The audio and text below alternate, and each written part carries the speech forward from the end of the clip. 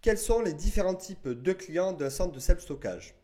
On me pose souvent cette question. Nicolas, peux-tu me dire par qui sont loués essentiellement les box de stockage? Donc il faut savoir déjà que le marché du self-stockage en France est un marché en plein essor. En 2024, on note plus de 1300 centres de self-stockage en France. Les taux d'occupation sont considérables et dépassent les 80% dans tout le pays. Donc maintenant, la question centrale, c'est qui loue des box de stockage? Ce qu'il faut savoir, avant même de répondre à cette question, c'est que 60% des clients des centres de self-stockage sont des particuliers. Et l'avantage du self-stockage, c'est qu'il cible à la fois les particuliers, donc les fameux 60%, mais aussi les professionnels. Donc je vous propose dans cette vidéo de voir trois grands types de clients des centres de self-stockage. Commençons tout d'abord par les étudiants. En effet, les étudiants sont très nombreux à utiliser des box de stockage. Alors pour quelles raisons utilisent-ils ces box? Tout d'abord, une des situations les plus fréquentes, c'est quand ils passent d'un logement à un autre. Donc par exemple d'une colocation à une autre, d'une ville à une autre, quand ils déménagent. Donc ça, c'est essentiellement valable dans les zones universitaires comme Toulouse par exemple. Donc les étudiants font appel à des box de stockage parce que c'est une solution qui est pas chère, qui est pratique. Donc l'étudiant peut louer du coup le box pendant la période qu'il le souhaite. Donc ça s'adapte parfaitement à son emploi du temps. S'il a besoin d'un mois, il loue un mois. S'il ne sait pas trop, parce que malheureusement, le temps de trouver un logement en fonction des villes, on ne sait pas véritablement combien de temps ça va prendre, le centre de self-stockage va pouvoir du coup s'adapter à la temporalité des étudiants. Donc ça, c'est pour la partie étudiante. Autre type de clients, donc ce sont, comme je disais, les particuliers, mais plus particulièrement les particuliers en transition. Donc les particuliers en transition, ça peut être sous différentes formes. Par exemple, un particulier qui réalise des travaux chez lui, donc il rénove par exemple une chambre, une salle de bain. Il va vouloir stocker ses affaires pour pas qu'elles soient dans la poussière. Et donc, il va stocker ses affaires dans un box de stockage. Ça peut être aussi des particuliers qui divorcent. Donc, ils viennent stocker leurs affaires dans un box le temps de trouver un nouveau logement. Ou encore des particuliers qui souhaitent louer leur logement durant leur voyage, plutôt que de mettre leurs affaires dans leur maison, ou dans leurs appartements, ils vont déposer leurs affaires dans un box de stockage et du coup, ils auront leurs affaires en sécurité durant leur voyage, ils pourront partir donc l'esprit tranquille.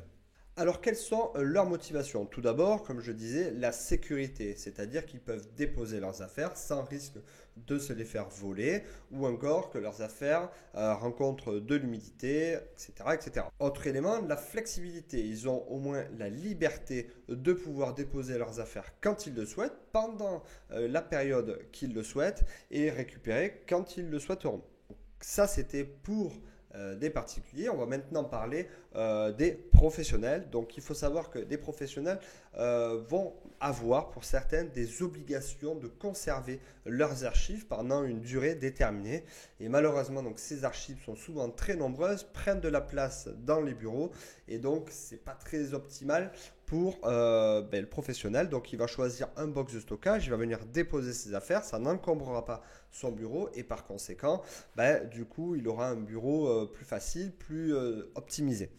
Autre élément pour le professionnel, ça peut être le commerçant. Le commerçant va commander de la marchandise en gros pour avoir des prix. Par exemple, un caviste qui va commander donc des palettes de bouteilles et plutôt que de les stocker finalement dans son local commercial où il n'aura pas forcément la place, où il va risquer de l'encombrer, il va préférer louer un box de stockage à proximité et venir se réapprovisionner quand il le souhaite. Autre professionnel, ça peut être les restaurants qui vont venir stocker leurs affaires saisonnières, du style les tables, les parasols, qui à l'approche de l'hiver ne serviront plus. Et donc, plutôt que d'encombrer leur restaurant ou leur bar, ils vont choisir un espace de stockage pour venir déposer leurs affaires. Donc, en termes de besoins, de motivation, on a parlé de l'optimisation de leurs espaces de travail, on a parlé de la gestion de leur stock, mais on peut aussi parler de la confidentialité des données. En effet, un centre de self-stockage, de par le fait qu'il soit sécurisé, va permettre d'offrir à vos clients une confidentialité et une sécurité vis-à-vis de leurs affaires stockées. Quels sont donc maintenant les critères de choix d'un box de stockage? Alors, il y a plusieurs critères. Dans cette vidéo, je vais vous en donner trois principaux.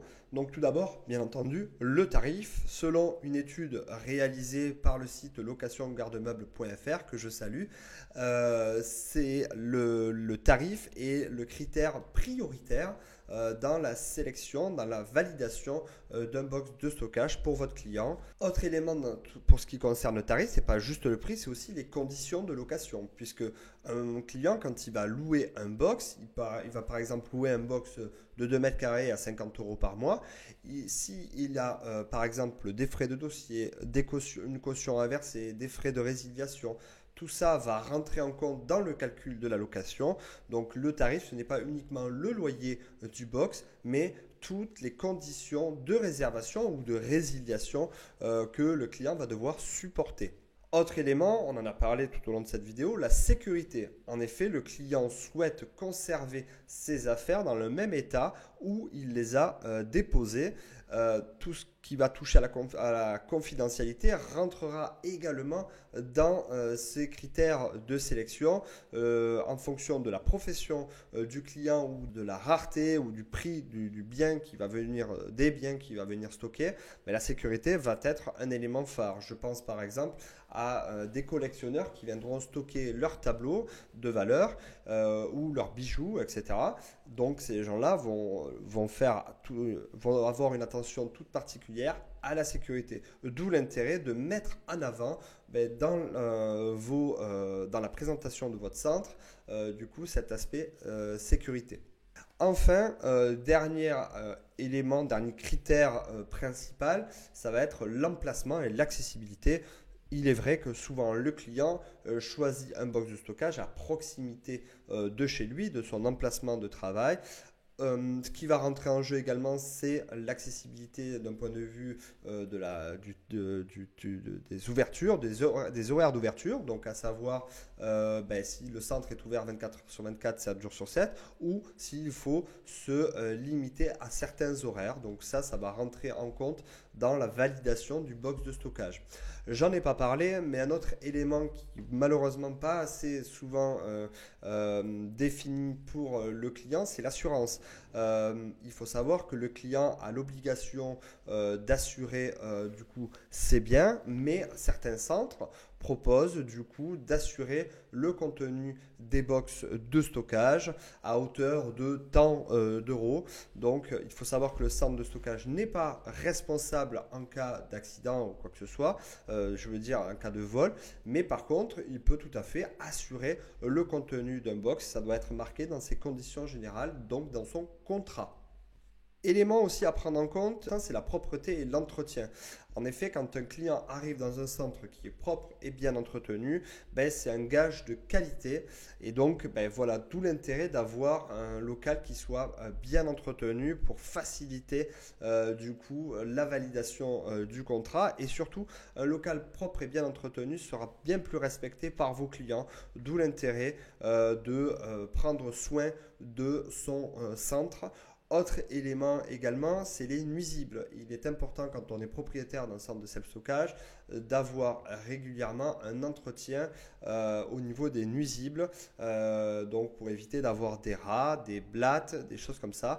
Donc faites attention et prévoyez donc un budget entretien et maintenance pour votre centre de self-stockage.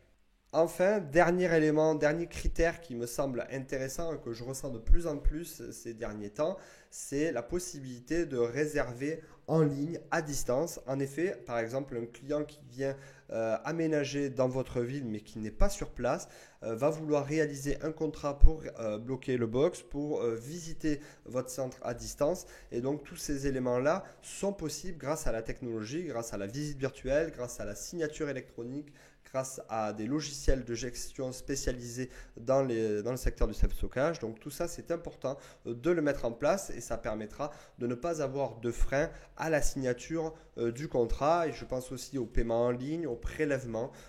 Tous ces éléments-là sont de plus en plus demandés dans l'univers du self-stockage. Alors, petit bonus dans cette vidéo, c'est un petit bonus pour répondre à une question que l'on me pose souvent. Quelle est la durée moyenne de location d'un box de self-stockage en France? Alors sachez que la durée peut varier considérablement en fonction du type de client et des besoins de location de chacun des clients. Donc là encore, c'est basé sur une étude qui a été réalisée par Location Garde-Meubles et cette étude démontre finalement que la durée de location moyenne d'un box de self-stockage se situe aux alentours des 3 mois à 1 an. Donc c'est de location moyen terme.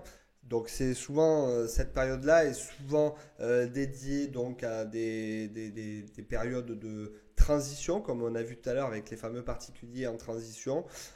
Pour tout ce qui va toucher notamment à des locations long terme, donc au-delà d'1 an, donc qui représentent environ 12% donc des individus, ce sont essentiellement des entreprises et donc ça va être du stock de marchandises, de l'archivage et donc voilà, c'est plus des partenariats long terme et pour tout ce qui va être partenariat court terme, ça sera plus des profils plus étudiants ou des personnes en recherche de logement, des personnes qui déménagent donc ou alors des personnes qui font des voyages court terme, qui veulent louer leur logement et qui viennent donc stocker, comme je disais tout à l'heure, leurs affaires.